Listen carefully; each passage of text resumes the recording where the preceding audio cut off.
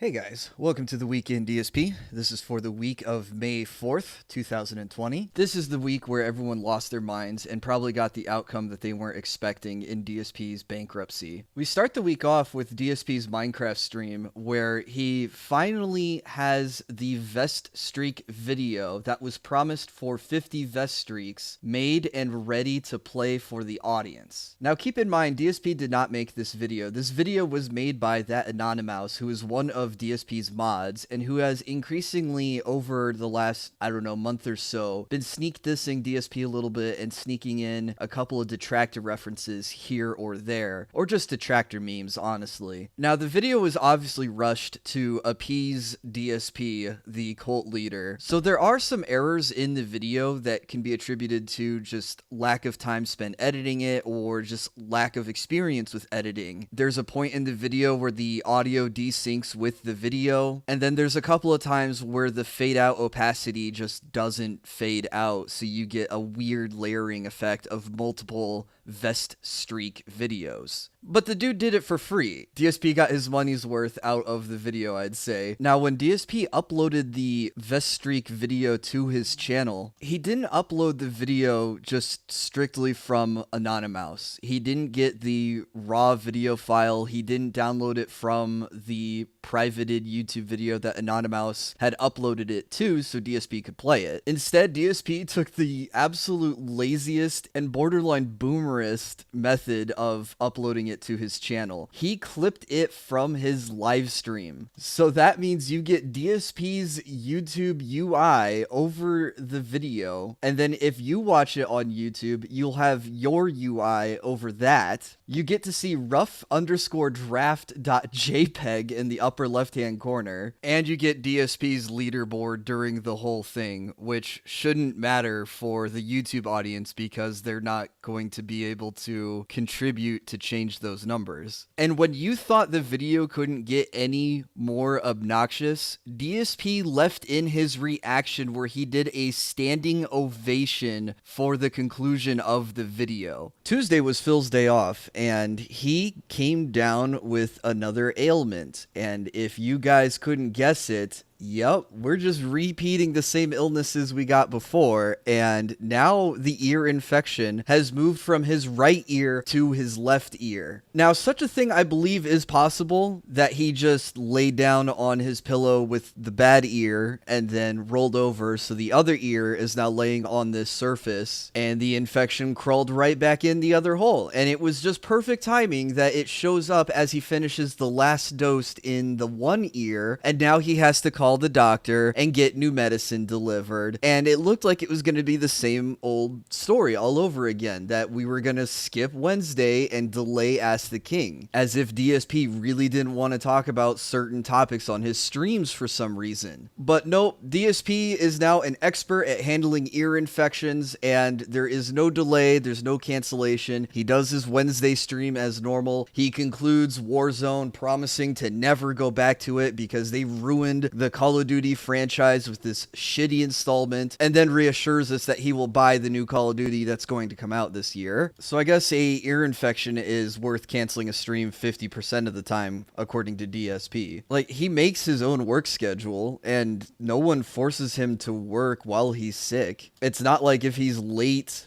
or doesn't show up, he's in danger of being fired, especially with how often he does show up late to his streams. And he can always just turn on the pity begging for his audience and say, oh, I missed 2 days due to this stupid ear infection, and the doctor's visit and the medicine was hundreds of dollars, and then just watch the money just pour in on the pre-stream. But it's also simultaneously easy enough for him to just stream through the illness, so why did he have to cancel last week when he got his first ear infection, if he even had an ear infection? Definitely makes it look like it was manufactured just to avoid criticism and comments around Nick Rekieta and the bankruptcy. Now, the bankruptcy. This was revealed on Wednesday that it looks like, you know what, not even looks like, it's happened, that DSP was approved for his Chapter 7. He got his credit card debts discharged as he requested. That means means the $130,000 he racked up over 14 different credit cards just never happened. There were a lot of people who were very upset at this ruling, even going as far as to say, I am no longer following DSP, I'm closing my account, I'm not going to do anything else related to DSP because nothing is going to happen to him. And that's fine. If you feel that way, if you feel that strongly about it, that's fine. I'm not going to tell people how that they should detract or not, or spectate or whatever they do with DSP. But none of us were owed money by DSP. None of us had anything personally staked in DSP getting his Chapter 7 or not. Do people want to see the fall of DSP? Absolutely. Everyone knows that that would be absolutely hilarious if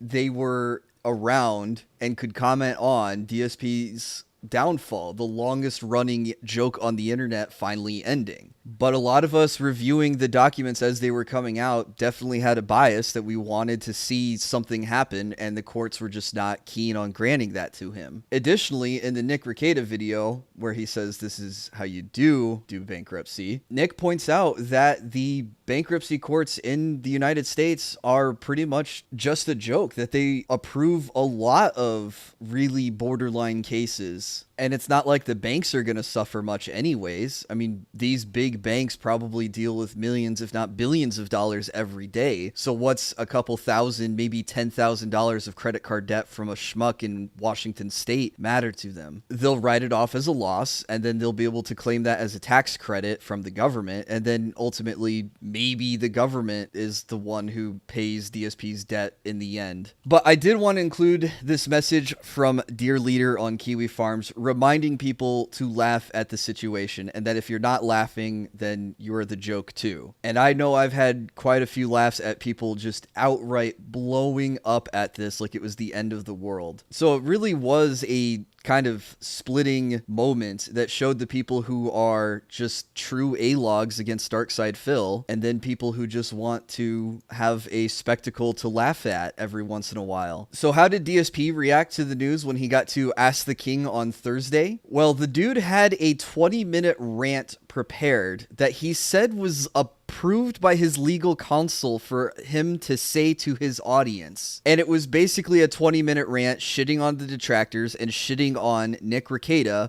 for only commenting on the stuff that they knew publicly, and that we would get things wrong because we wouldn't know everything that was going on behind the scenes. But this turned into him gloating that he got Chapter 7. And that's the point that I want to remind people in this who may be feeling a little distraught at DSP winning again and getting no karmic justice either from the court system or from Twitch or from YouTube, none of that. That DSP counts Chapter 7 as a victory because he gets his credit card debt wiped off, and he will have a terrible credit score. That means it'll be harder, if not impossible, for him to get good credit cards in the future, and that the only credit cards that he will be able to apply for will be incredibly predatory ones. If DSP is dumb enough to buy into multiple credit cards again, and then we'll be in the same situation where he just got out of. But there's a limit to how many times, how frequently you're allowed to apply for bankruptcy. So if DSP digs himself into a huge hole again, he won't be able to just ring the bankruptcy bell and get right out of it for another 7 or 8 years. And if it only took him 4 to 5 years since he moved to Washington State to get into this hole, then we can see DSP in 2025 being in the same situation, and then he doesn't have his get out of jail free card. He doesn't have his lifeline that he can call on again. Also keep in mind that him bragging about getting Chapter 7 does confirm one of the two things. I've postulated on A Week in DSP before that DSP's bank account is basically like a Schrodinger's bank account. We see DSP get tons of money every month, at least $10,000, and in recent months, almost as much as $15,000 a month in all total buckets of income. YouTube, Twitch, Teespring, Patreon, tips, everything totals up to $14,000, $15,000 a month in recent months. And DSP's Chapter 7 says that he has no assets, and that DSP also confirms that he can't afford to live with the amount of money that he makes. So Chapter 7 means that DSP is broke. He makes $100,000 a year, over $100,000 a year, and has